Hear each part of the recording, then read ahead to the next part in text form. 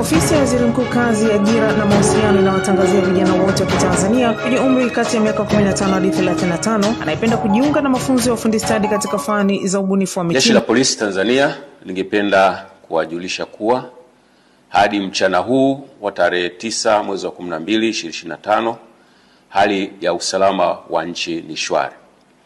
Vyombo vya ulinzi na usalama vinaendelea kuimarisha usalama nchini sambamba na kulinda maisha ya watu na mali zao.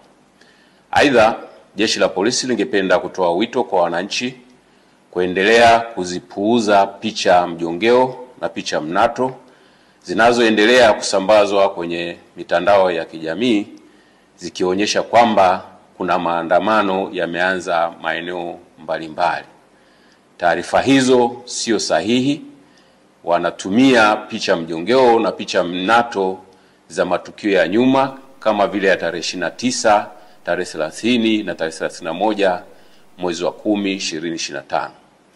Sambamba na hilo, wenye nia ovu wanaendelea kutumia picha mjongeo za matukio ya nyuma. Kwa mfano, kuna tukio la Juni 2025 ambalo kabila la Wamasai walikuwa wanafanya sherehe zao za jando katika msitu wa Tanapa, lakini imesambazwa kwenye mitandao ya kijamii ikionyesha kwamba Wamasai wameanza kudai haki zao huko. Kwa Dar es Salaam, kwanza jambo hili kimsingi ninafikiri ataliongelea kwa kina msemaji wetu wa Jeshi la Polisi. Huyo ndio msemaji wetu wa Jeshi la Polisi, lakini kwa sababu ilikuwa la kitaifa tunaye msemaji wa serikali pia, Mheshimiwa Gerson Msigwa. Mimi mstari wangu ni mmoja tu. Wanasheria wanasema hati inajieleza yenyewe. Sasa ukiniuliza hali ikoje, wewe mwenyewe unaiona jinsi ilivyo. Hali ikoje, unaiona jinsi ilivyo. Wewe uko kwenye maeneo yetu. Mitandaoni wanasema yao na hapa unakiona unachokiona. Kwa hiyo sina maelezo zaidi. Ukirudia tena hali ikoje? Hali ipo kama unavyoiona. Unaiona vipi? Wewe ndio umezunguka. Nawashukuru sana. Nitumie nafasi hii kwanza kuwashukuru sana wana Dar es Salaam wote kwa kuitikia wito mkubwa wa kuendelea kuitunza na kuilinda amani ambayo tumeirithi kutoka kwa wazazi, tumeirithi kutoka kwa waasisi wa taifa letu. Leo tunasherekea siku kuu ya uhuru wa nchi yetu. Maana yake tangu mwaka 1961 mpaka sasa mwaka 2025 unaweza kuona kwamba sasa taifa letu liko huru kwa miaka mingapi mpaka sasa. Na kwa kufanya hivyo ni washukuru pia sana wana Dar es Salaam kwa kuitikia wito wa Amiri Jeshi Mkuu na Rais wa Jamhuri ya Muungano wa Tanzania kuhusu namna ya kusherehekea sikukuu hii ya uhuru wa taifa letu. Waziri Mkuu jana alitoa tamko kumwakilisha Mheshimiwa Rais wa Jamhuri ya Muungano wa Tanzania kuhusu wa Tanzania kusherehekea sherehe hii, lakini kwa wale ambao hawatakuwa na kazi ya muhimu sana basi kuweza kupunguza movements kama inabidi.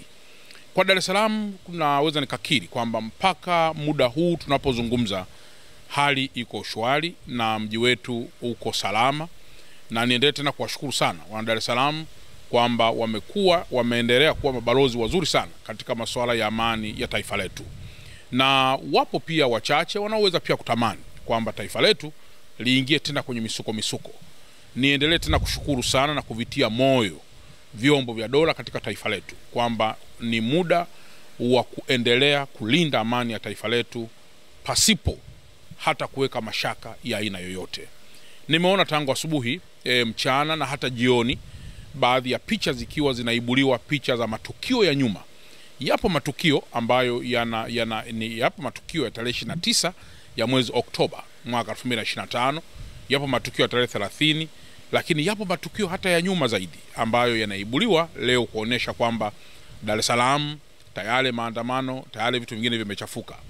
Na kwa ujumla ni kwamba baada ya msemaji wa Jeshi la Polisi kuweza kuyaona haya, msemaji wa Jeshi la Polisi ametoa taarifa kwamba wananchi waweze kupuuza taarifa hizo ambazo zinachanganya picha mnato, zinachanganya picha mgando, ili kuleta taharuki kwa Watanzania kwamba sasa kumechafuka, ili hali amani na utulivu imeendelea kuimarishwa.